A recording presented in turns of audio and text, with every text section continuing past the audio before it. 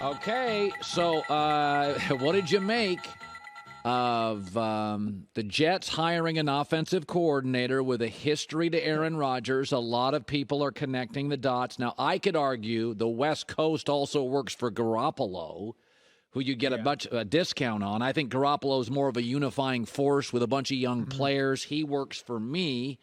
What did you make of the Hackett hire? Because it's not being celebrated in all NFL circles. What did you make of it? Well, I think there are a few things that Robert Saleh was looking for. I mean, the first one's familiarity, and they worked together in Jacksonville. He actually saw Nate Hackett as a play caller while they were in Jacksonville together, so he's seen that up close. I think he wanted a guy who could create a productive run game. That certainly happened in Green Bay. He liked that Hackett had one with an average quarterback in Blake Bortles and then one with an elite quarterback in Aaron Rodgers. And so I think that there were different pieces that came together here. Now, of course, they understand the implication here. When the Jets brought him in to interview him, they understood it, and they understand it now that this is going to connect them to Aaron Rodgers. And I don't think they're shying away from that at all. And there are reasons why this could make sense for everybody involved. I mean, Hackett's one reason. The other one is that the owner has historically gotten very aggressive in situations like this. And, I know, having talked to people inside that building, that he's really hung on to the strong start they have. Now, they wilted down the stretch under the weight of the quarterback situation, but I think Woody Johnson really believes that there was something there through September and October and November, and they could be closer than people think with a few moves. And so with an owner in that position, does he think they're in the same spot they were in 2008 when they traded for Brett Favre? Remember, Woody was behind that one too. Sure. So I certainly think that there's more than just a little smoke here. And, I think that the hire of Nathaniel Hackett went well beyond Aaron Rodgers, but it's certainly seen internally as a benefit if it could help them get Rodgers. Okay, Broncos, Sean Payton. I went to dinner with Sean a couple of weeks ago, and he liked the ownership group. A little worried about the lack of flexibility with cap space. Russell's contract gets very prohibitive here, and there's some Russell Wilson issues. What do you hear?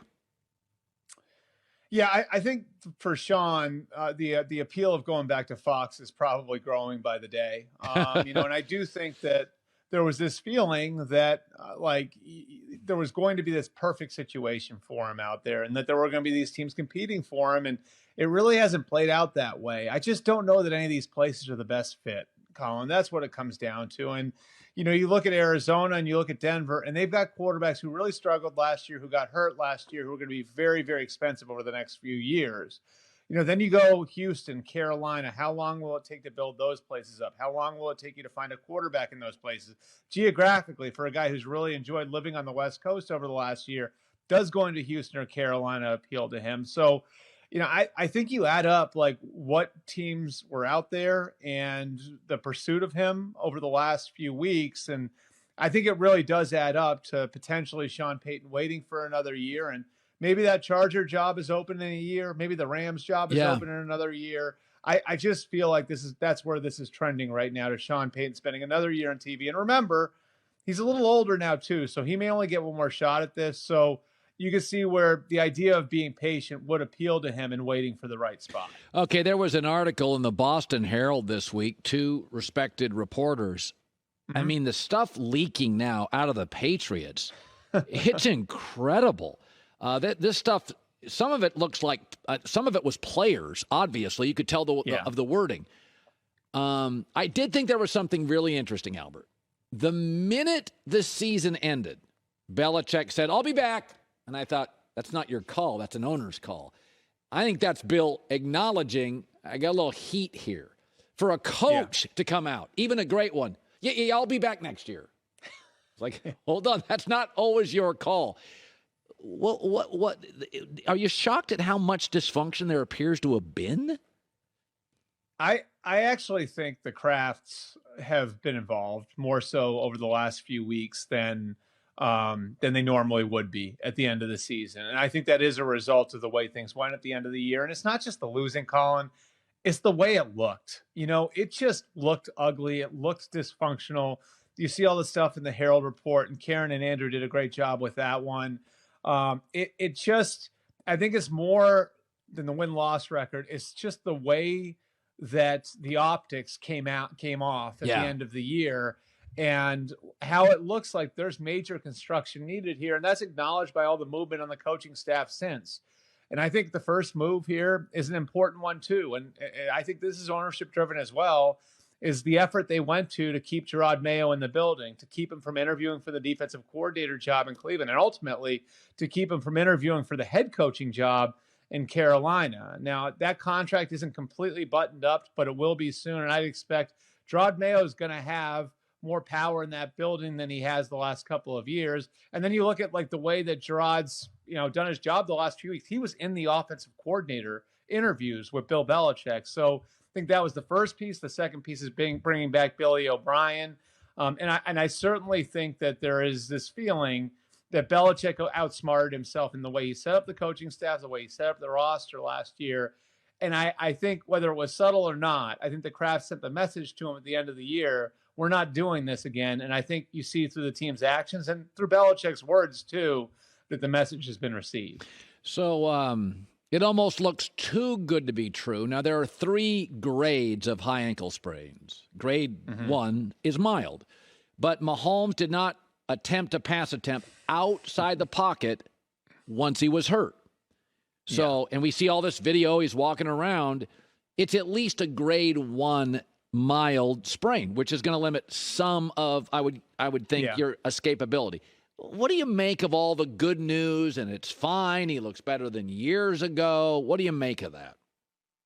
Well, this can be, as you know, a long-term injury. And I think high ankle sprain is one of the worst named injuries in sports because it makes people think it's like you rolled your ankle and you can just walk it off. And that's not what it is. Like, this is ligament damage. And so that's something that needs to be cared for. It's something that needs to be rehabbed. And yes, there are different grades of it, but I think this is going to be an issue for Patrick Mahomes on Sunday. Now, nobody would question his toughness, the way he plays, the style of play, and how he's held up over the years. There's no question. He's tough as they come. But I do think to some degree this is going to have to be managed on Sunday. And what's fascinating about it to me, Colin, is he's going up against a defensive coordinator in Lou Anarumo, who gave him all kinds of problems last year when he was at full strength. And Lou Anarumo is now going to have a full week to prepare for the possibility that Patrick Mahomes can't move around. Yeah. And I just see this as a very difficult spot for the Chiefs, for Patrick Mahomes, not just because of the ankle, but because of who they're up against. Yeah. And so I think we're going to know a lot within the first quarter because I think Lou Anarumo and that defense, they're going to find ways to test the ankle. They're going to find ways to test his mobility. And I think they're going to adjust from there. And so I would keep a close eye on how Patrick Mahomes moves around on the first couple possessions and what the Bengals are doing to test him, because I think that's going to tell the tale of how the rest of the game goes. Let's say, if Brock Purdy crushes it, he's your starter next year. What if he just unravels? And it's possible. That D-line, a lot of sack. Yeah. What if he just unravels? Who's their quarterback next year? Seriously. Tom Brady? It's crazy. Look, here's what I know about them and Tom Brady.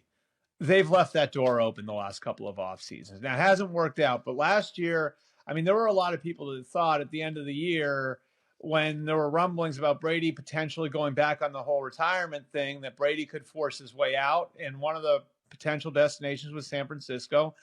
And the Niners sort of left that door cracked open. And I think that door would be cracked open again this year, absent Purdy throwing for like 350 yards this week and 350 yards in the Super Bowl, and then you can't move off of him. So do I think there's a great chance of Brady landing in San Francisco? No. Do I think under certain circumstances that door will be open? Sure. And I think the advantage the Niners have right now is they have Purdy on such a cheap contract and they have Trey Lance on such an affordable contract that that there's a way logistically for them to keep everybody in-house and bring in Brady if they want to. And so I think Jimmy Garoppolo coming off the books frees up some room for them to play with. If they want to bring in Brady because things don't look quite right and Brady wants to play on Sunday against the Eagles, I think you could see a scenario where Brady could be in the mix a couple months from now. Wow. But I think absent that, you're probably looking at Brock Purdy and Trey Lance both on the Niners roster in 2023. And whether or not they declare a starter, I think could boil down to how the next couple of weeks play out. Good stuff. Albert Breer. Can't wait. Good seeing you, buddy. All right. Thanks, Colin. Yeah. I mean, it's if Purdy, even if he loses, chops it up. Let's say he goes, they don't run much. 20 of 27, a touchdown, no picks, passer rating 96, but never feels overwhelmed. He's your starter. I mean, you're going into next season. He is your starter. You're not benching that guy. Hi, everybody. Thanks for watching. Subscribe here to get the latest from the show. Also, be sure to check out more of the best clips from The Herd or go watch a few segments from other shows on FS1.